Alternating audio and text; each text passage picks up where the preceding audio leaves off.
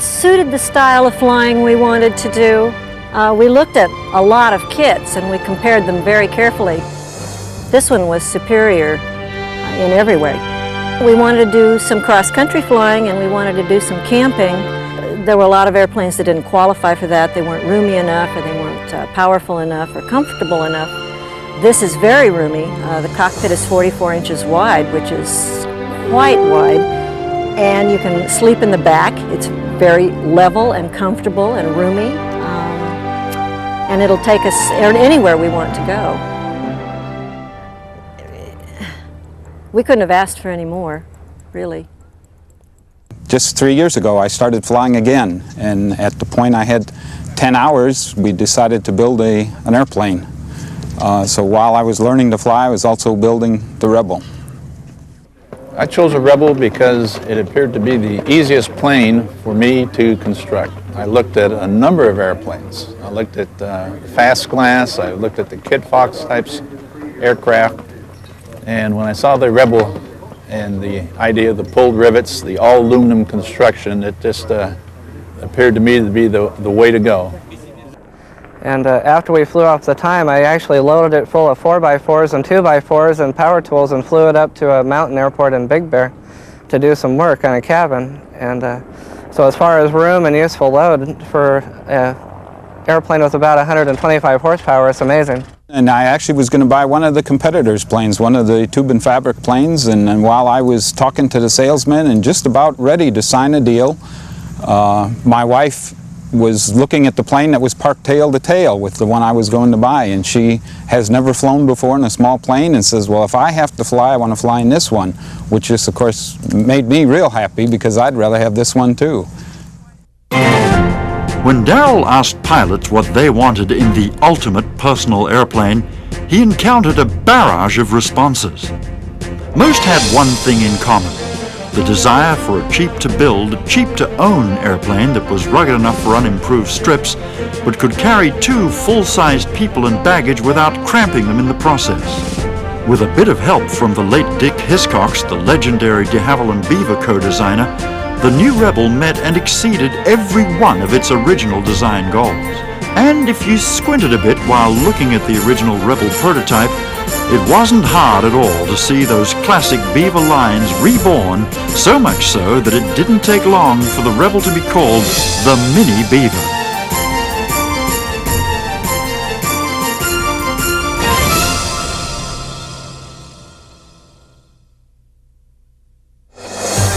Originally designed with the 2-stroke Rotax engines in mind, the Rebel would have to be simple to build, strong and light. It was decided that fabric-covered flaperons would help keep the weight and the complexity down while remaining responsive down to and through stall.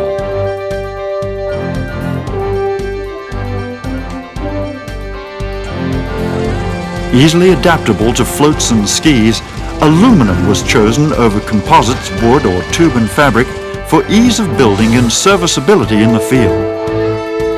The resulting Rebel prototype pushed the envelope for kit aircraft utility and met with enthusiastic response from those who lined up for a ride. Darrell just couldn't help from adapting the Rebel to higher output aircraft engines as well, giving the airplane a real performance boost in the process. The Rebel will deliver amazing performance with the 160 horsepower Lycoming 0320 engine, but can also accommodate the 80 horsepower Rotax 912 series of engines as well.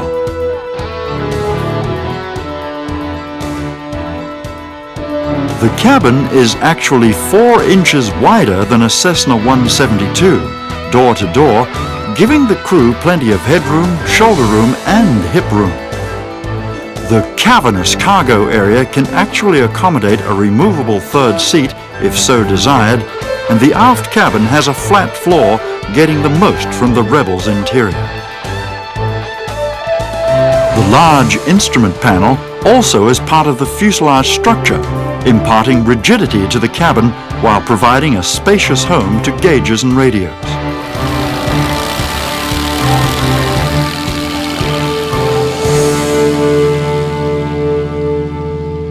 if you need a lot of room and you never have enough room for baggage when you're going to the air shows and your wife wants to take everything, including the kitchen sink, get one of these.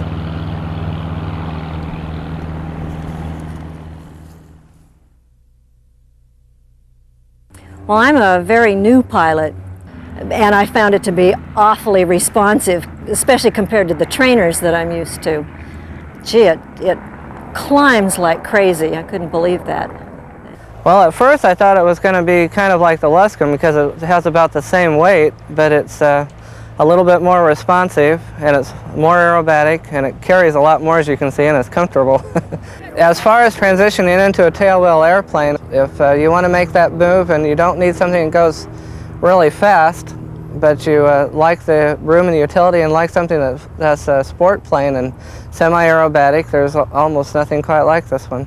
Today, as we flew here to the Merced fly-in, was the first time the plane has ever left the 50-mile restriction that the airworthiness had on it. We just completed our 25 hours, and I can say it's been a pure joy.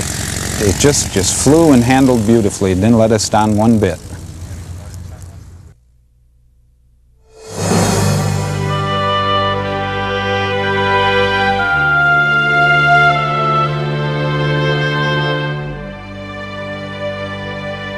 Dependent on power plant selection, the Rebel can cruise from over 450 to almost 900 miles between fueling stops, with cruise speeds from 85 to 120 miles per hour. Standard fuel is 22 gallons per wet wing, and increased fuel capacity is a popular option, especially with the higher power engine installations. Stalls hover around the 40 mile per hour range, as low as 34 miles per hour with the Rotax 912 ultralight engine licensed as an advanced ultralight under Canadian regulations. Takeoff and landing rolls are extremely short, with takeoffs variable from 300 to 450 feet and landings from 400 down to 200 feet. It's this amazing performance coupled with honest utility, flexible adaptability and low cost that's made the Rebel a hot item among home builders.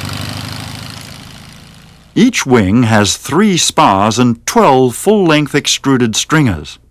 When combined with the aluminum skins, the nose ribs and the main ribs, the resulting structure is exceptionally strong while remaining simple to build. The holes are all pre-punched.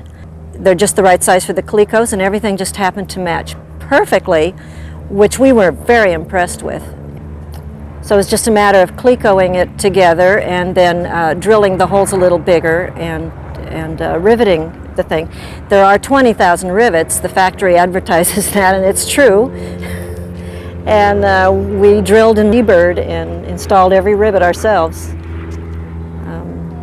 But it was surprisingly easy.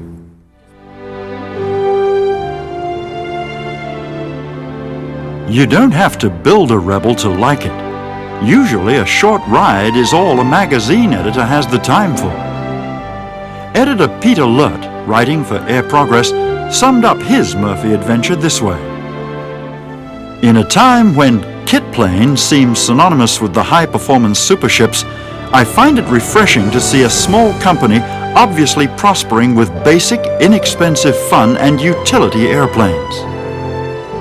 Whether because there's still an evident market for such designs, because they're easy and affordable to build, or simply because builders don't want or need a 300-mile-per-hour composite airplane, Murphy Aircraft seems to have found a market niche and fitted their products into it very neatly. I'm sure Darrell Murphy has more designs up his sleeve, and if he ever does build the 300-mile-per-hour machine, I wouldn't be surprised if it can still land on a little backwoods strip in Canada. Sport Aviation's Bud Davison said of the Rebel, "It's an airplane for the masses. It's an airplane to be used, not simply owned.